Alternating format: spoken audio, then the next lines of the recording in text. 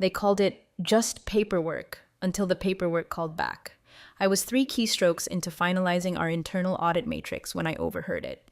The CFO's voice, muffled behind frosted glass, still somehow sharp enough to slice skin.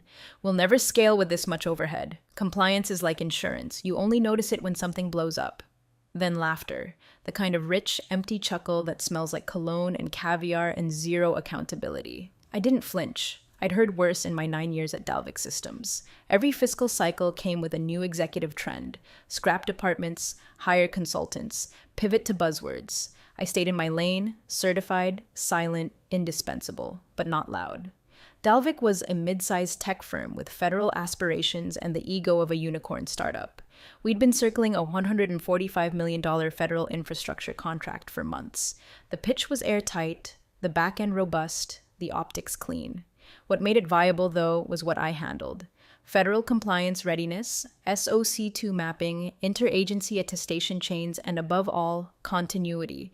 My name sat on every document, not as a formality, as a legal necessity. The government didn't trust companies, they trusted people, certified officers, names that could be held accountable. Mine. My days were routine by design: risk heat maps at 7, review cycles by 10, incident simulations by lunch, no drama, no noise, just a steady hum of prevention. You don't build reputation in this field by talking. You build it by never being the reason someone has to. And that silence? It's earned. For years, when regulators visited, they shook my hand first and left with no follow-ups.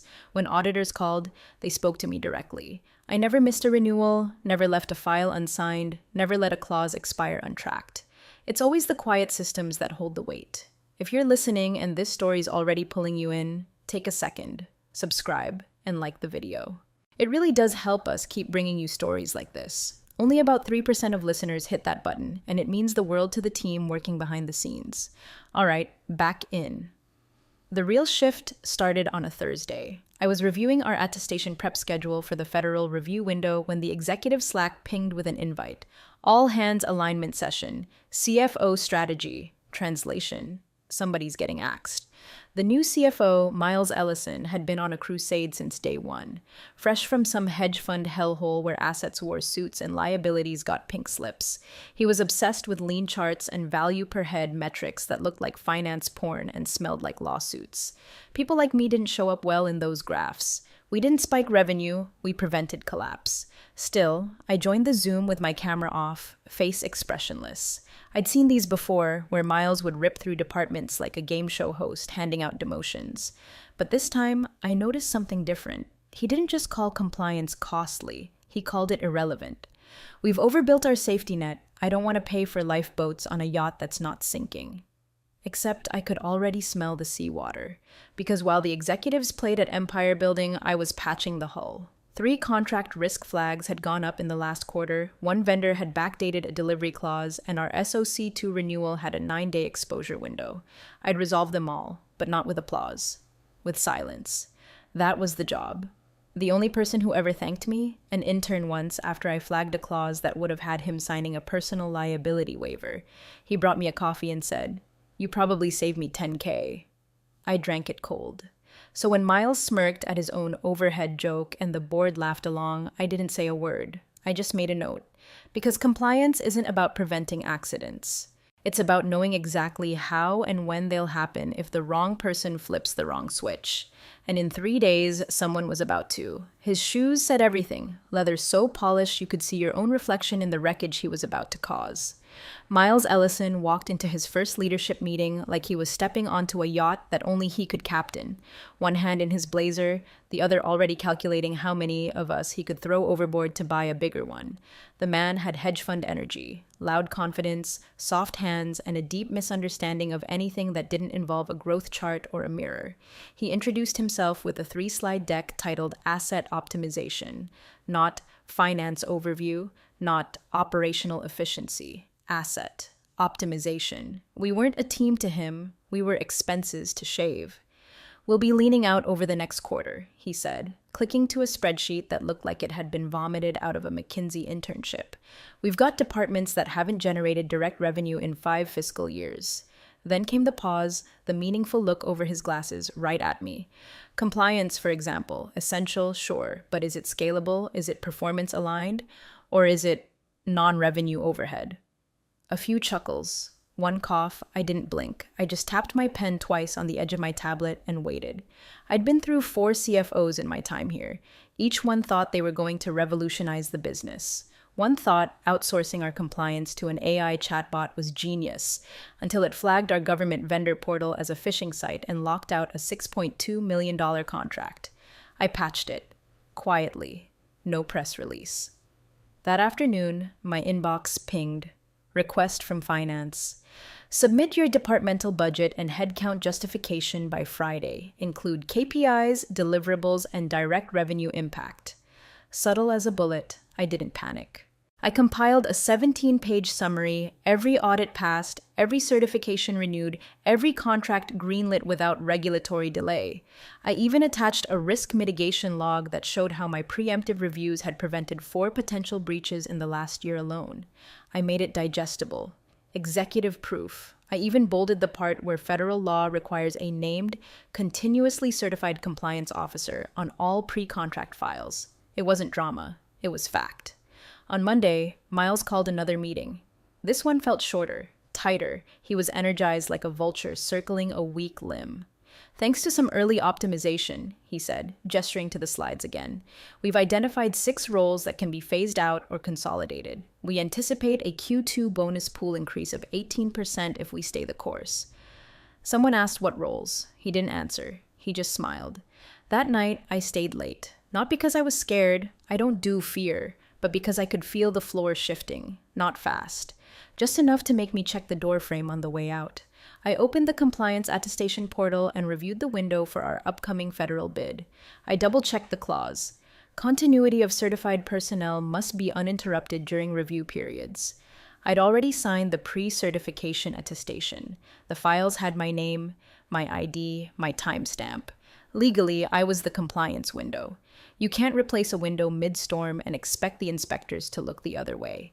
But Miles didn't know that. Not yet. It was always going to be a Friday. Corporate executions love a weekend buffer. Gives them plausible deniability and 2 full days for the silence to settle before HR pretends it was a strategic transition.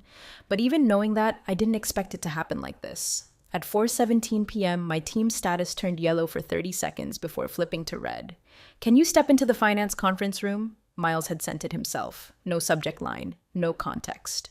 Just a digital tap on the shoulder before the shove. I walked in, and he didn't even look up from his phone at first, just pointed at a folder sitting perfectly parallel to the edge of the table. We're restructuring, trimming non-revenue functions to prioritize capital allocation, he said, finally raising his eyes with a smug half-smile. Bonuses are for assets, not overhead. 5 minutes. That's all it took. No performance review, no warning, just a cheap euphemism for you're gone and a paper-thin severance packet that probably took legal more time to watermark than to draft. I nodded once, no reaction, no protest, just picked up my laptop, closed it gently, no drama, and stood up. I could have said 1,000 things, could have dropped stats, contracts, federal compliance clauses, could have asked what version of hell he planned to crawl through once the attestation timeline flagged incomplete. But that would have tipped my hand. And people like Miles don't learn from warnings. They learn from wreckage. On the way out, I passed our ops director. She looked up from her desk like she felt a storm move through the hallway but couldn't place it. I didn't stop. Just gave her a soft smile. Then I walked into the elevator, tapped ground, and opened my inbox on my phone. 1 email, 1 address. Subject: Compliance Officer, Transition Notice, Urgent. 2. Lorraine Chen, Federal Review Liaison, Office of Contract Oversight. Message: Lorraine, please note that I have been formally removed from my position as Federally Certified Compliance Officer for Dalvik Systems as of 4:23 p.m. EST, without a documented transition or replacement protocol. Respectfully, T. Monroe IDE 637219C, active cert. Through FY26, I hit send at 4:29. By 4:31, the delivery receipt pinged back, read, I stepped out of the building and let the fall air hit me full in the face. No dramatics, no tears, just that strange stillness, like when the lights flicker before a generator kicks in. Except this time, there was no backup system. I was the system, and they just unplugged it. By Monday morning, the silence broke, not with an explosion, but with a question. The CEO's assistant found the envelope on his desk at 7:42 a.m. sharp. No courier, no warning, just a simple white folder marked Formal Inquiry, Federal Oversight. Inside, one page, a single line in bold near the top. Why was your only certified compliance officer removed prior to the attestation window for contract number F 931-77? By 8:15, the executive thread lit up like Christmas in hell. CFO. Anyone know what this is about? Legal counsel. Who authorized a personnel change during federal prep? Ops. Wasn't there a replacement in place? HR. We didn't process a transfer form. No handoff was filed. CFO again.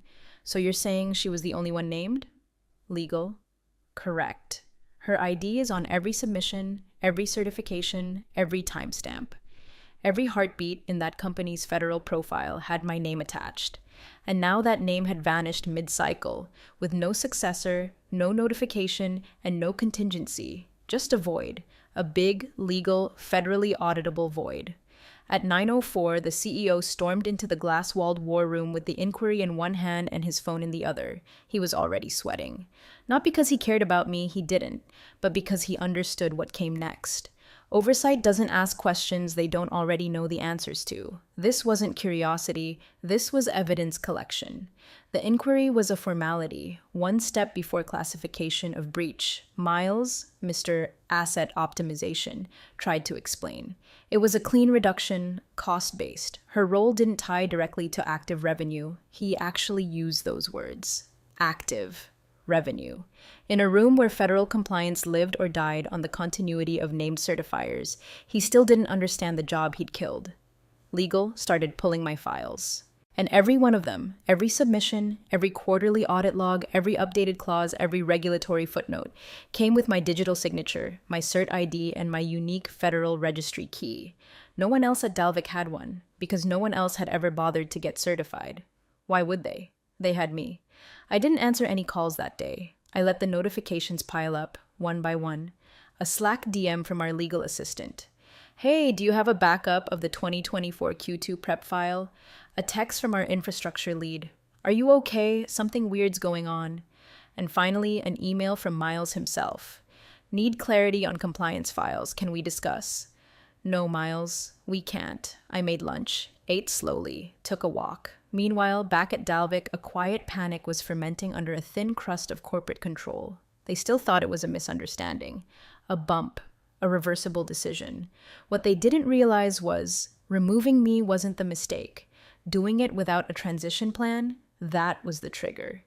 By Tuesday morning, the panic had calcified into dread. The internal counsel, Bev,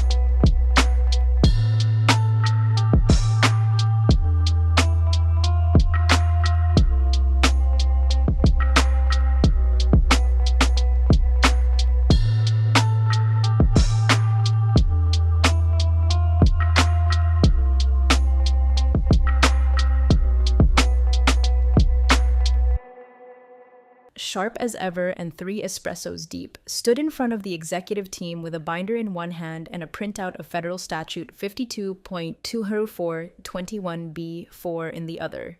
No PowerPoint, no pleasantries, just a verbal guillotine. "Let me make this clear," she said, voice low but slicing through the air like piano wire. "Every federal contract application filed under Dalvik Systems in the last 6 years bears the signature and compliance ID of one person. That person was removed from their role mid-attestation, without a transition, replacement, or continuity attestation filed." Dead silence. Bev didn't wait. "That constitutes breach of protocol under Clause 8C. Not a soft flag, not a warning, a breach." Then came the real hammer, and the Office of Contract Oversight has now officially flagged contract number F 1931-77 for review suspension. Miles leaned back in his chair like it was suddenly on fire. "This has to be a documentation error," he said, trying to wave the entire situation away like it was a fly. "Can't legal just submit a backdated addendum?" Bev didn't even blink. "No, because the person who would sign the addendum doesn't work here anymore. You severed the chain of certification. That can't be patched. It must be refiled, and the refile triggers a reset of the federal review period, which means we miss the bid entirely." The CEO, pale and quiet, looked like he'd aged 10 years since breakfast. "Okay," Miles tried again, gripping the table now. "Okay, but surely we can get her to... she still has access to her files, right?" Bev raised an eyebrow. "She returned her hardware. Her email account's disabled. She's not responding to any messages." Another silence. This one thicker, heavier, more permanent. Legal pulled up my inbox activity log next. My final outbound email was the one I sent to Lorraine at the Office of Contract Oversight. Time-stamped. Read, confirmed. Filed. Not emotional, not even dramatic, just a surgical strike of factual notification.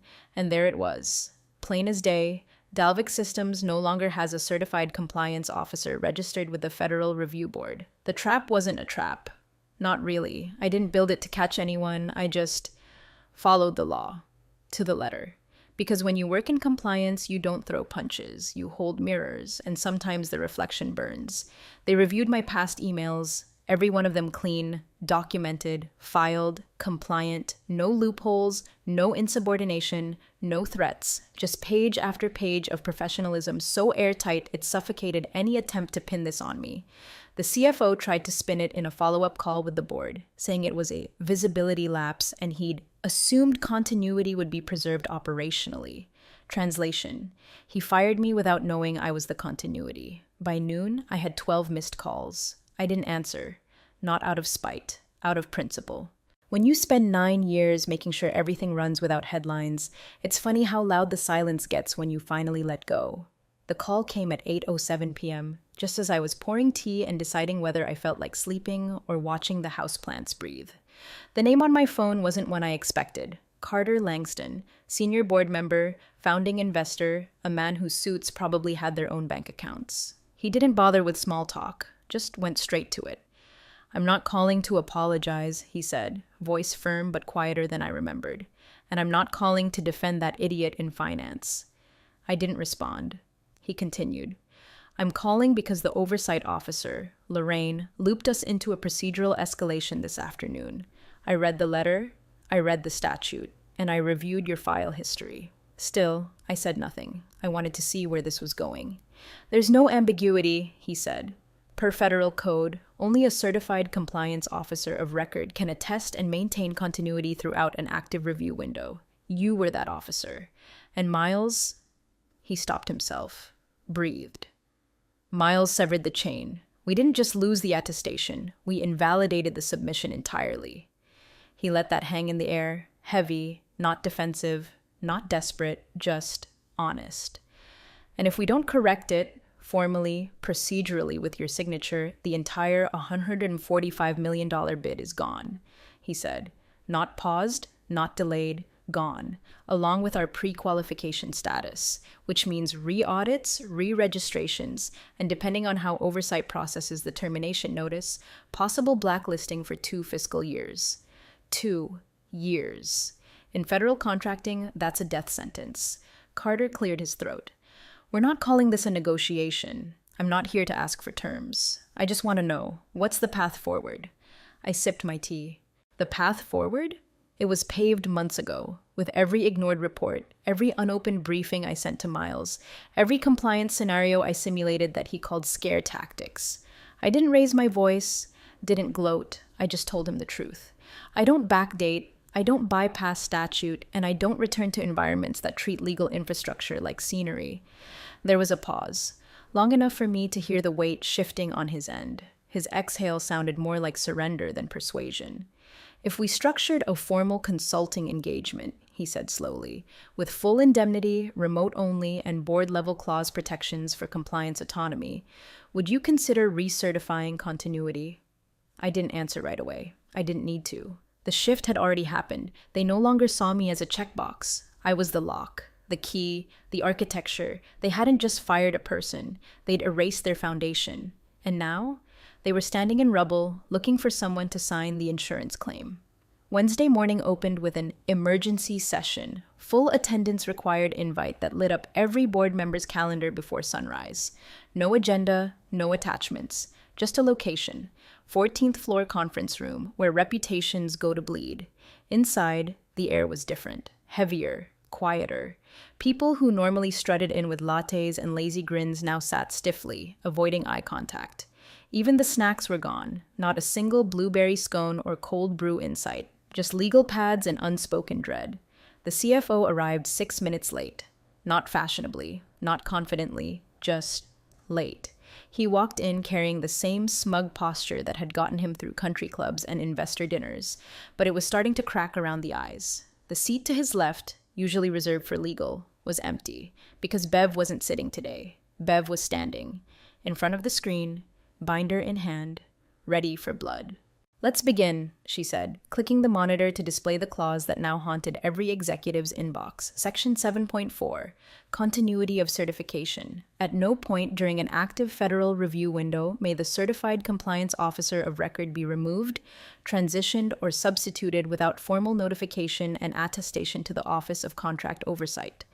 Breach of this clause voids the attestation chain and triggers immediate suspension of application. She turned. This was in the MSA, this was in the attestation protocol, this was in every quarterly prep memo you were sent. Then she looked at Miles, and it was emailed to you twice. He tried. God, he tried. I thought legal had contingency. Bev cut him off with a look sharp enough to file paperwork. No, you assumed. You never asked. You never confirmed. You cut the compliance officer mid-certification cycle without checking whether the federal body had already begun review, which... She turned back to the screen, now showing my notification to Lorraine. They had. The room went still. That's when the junior legal assistant, the one no one ever paid attention to, cleared her throat. She'd been quiet in the corner until now, flipping through a hard copy of the master service agreement with the kind of fear you only see in someone realizing their employer might implode. She looked up and read aloud, voice trembling but clear. Continuity of certification must remain uninterrupted throughout review window. Then she looked at the CEO, so did everyone else. He didn't speak at first. He just slowly turned toward Miles and asked, almost too calmly, "Did you even read the MSA?" Miles opened his mouth. Nothing came out. Bev closed her binder. "This is no longer a finance issue," she said. "It's an operational breach with federal exposure. We've contacted outside counsel. They've advised we mitigate fast." The board chair finally spoke. "What does mitigation look like?" Everyone knew the answer, but Bev spelled it out anyway.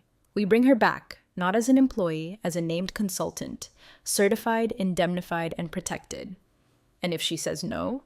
one director asked. Bev didn't blink. "Then we lose the bid, and possibly are standing for all future bids." Someone whispered something that sounded like Jesus Christ. For once, Miles didn't talk, because the table had turned and now he was the paperwork. I got the email at 6:41 a.m., CEO's direct address, subject line all caps, immediate action required. Inside was a PDF titled Proposed Transition Consulting Agreement. No preamble. Just a desperate attempt at formality dressed in last-minute panic. Double my former salary. 3-week scope, remote flexibility, full indemnity, the works. And still, I didn't answer. Not right away. Instead, I made coffee, opened my laptop, and reviewed a job offer from a federal agency I'd quietly interviewed with months ago, back when Miles started making noise about non-revenue departments. Foresight in compliance isn't a luxury, it's insurance. Their offer wasn't as flashy, but it was permanent, and it came with something rarer than bonuses or stock options: respect.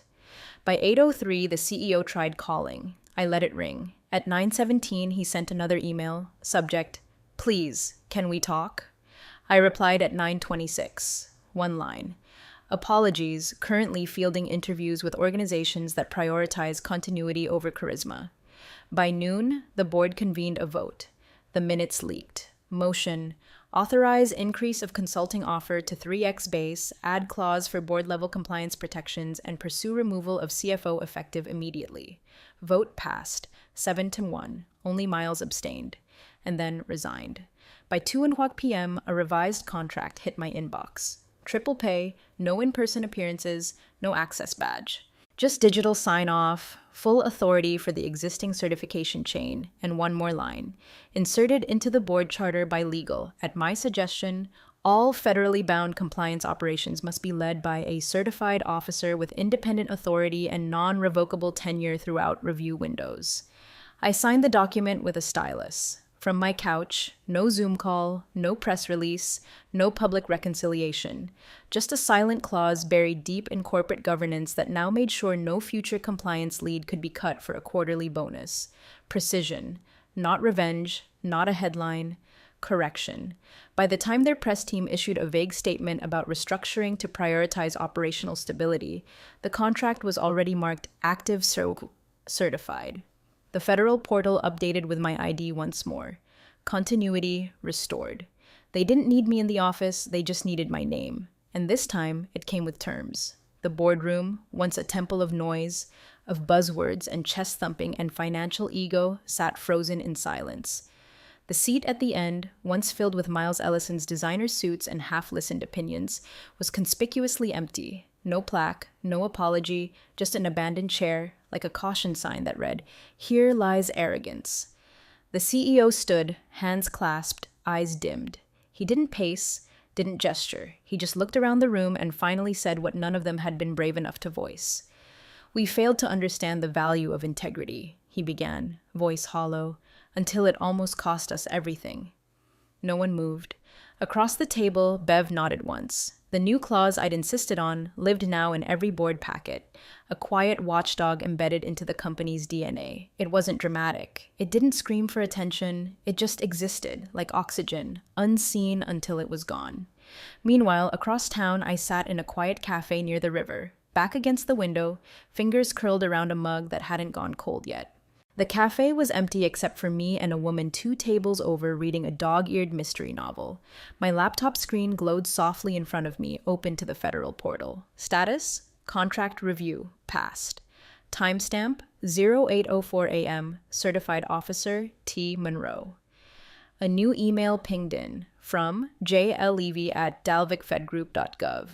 Subject: timeline secured, thank you. Message: Hi, Ms. Monroe. Just wanted to say, the clause you referenced in the updated continuity filing saved our entire review window.